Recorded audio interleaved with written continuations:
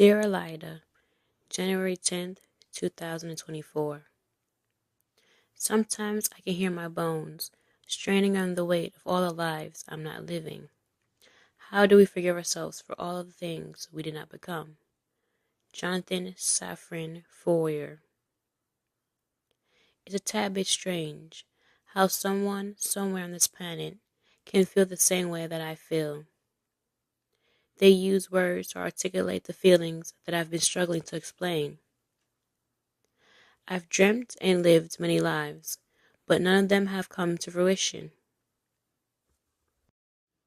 There was once upon a time when I wanted to be a wedding planner, the wedding planner, like the movie, to be Mary Fione, minus the love story.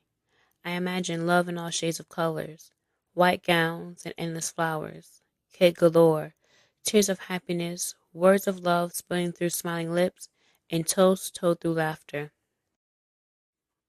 For some odd reason that I can't explain, I always want to be a part of the creation of that once-in-a-lifetime moment, putting together mood boards of themes, cakes, and timeless photo options. This was the era when I realized I was a hopeless romantic. I found the beauty in love, the idea that people could feel so deeply connected to someone that the world would come burning down, yet the little birds could care less. Being a wedding planner wasn't enough, and I decided I wanted to be a part of more epic moments, more memories that stayed imprinted into someone's brain. The baby showers, holiday parties, and bridal showers.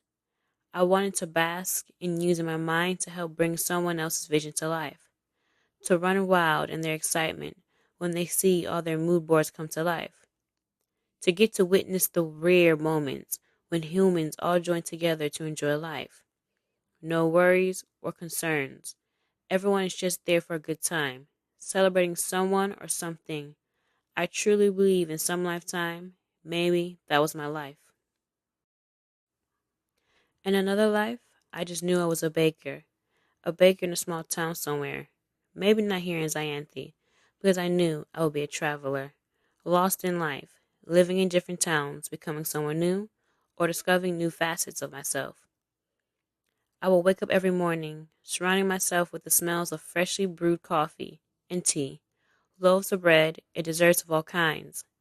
I would get lost in my taste buds, trying to find new ways to spread love by touching someone's belly. It was a dream I never understood, because I don't have much of a sweet tooth myself, but I still find myself baking goods that I never eat, giving them away to whoever wants them. I often find myself performing concerts in the shower, or prancing through my kitchen to the dining room before hopping on the couch, belting my heart out. I just knew one day I would have been a singer. My karaoke machine thought the same. It was a time when I thought I would become a New York Times bestselling author, though I had never been to New York. I wonder if Catalea gives out a status as cool as that one. I just knew that I would write a world that only lives in my brain. I had endless plots and ideas, all wasted on a paper in a journal, not going anywhere. There was also the time when I knew I would be a fashion designer. I learned how to knit, not much, and I had a drawing kit to practice coming up with designs, and the needles, and measuring tape. It was a short-lived dream. Sadly, a girl can dream, imagining all the endless possibilities of who she could be. I knew that one day I would be a business owner. To what business, I never truly decided. I would be an interior designer, choosing paint swatches, which rock would look best right here. Somewhere between all those dreams, I never chose any. Instead, I decided on a psychology major. I decided to become an art therapist, a job very much needed in a cruel world. It's just not a job that sparks my soul. When I imagine myself in that role, I can see myself balled up on the couch as my client leans back and asks me, "What is wrong?" When did I feel that my life had taken such a drastic turn? I would lay with my head on the arm of the couch, hands tucked in between my legs, knees in my chest, and I would say, "That's too long of an answer for our time sessions." Deep down, I know I quit school for the sake of my mind. Would I ever forgive myself if I did not try to go after a life more me? If I kept going on the path that I was going, I would be the therapist on the couch, confiding in my patient. I would always walk around with this gray cloud above my head, mad at the world. I would always feel the way that Fyodor Dostoevsky worded it. You sense that you should be following a different path, a more ambitious one. You felt that you were destined for other things, but you had no idea how to achieve them, and in your misery, you began to hate everything around you. And truthfully, that was and is my biggest fear. Would I spend the rest of my life isolating myself from everyone, hating the sounds of laughter and conversation, or the way birds chirp in the blue skies, or the way the flowers bloom in the spring?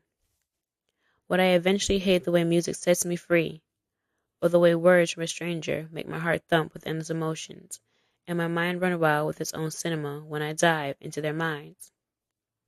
Would I begin to hate the way food tastes, when my eyes no longer close and my body stop doing its happy dance? Would misery one day close my overly feeling heart? Would I slowly fade away into a shell, and no one would notice?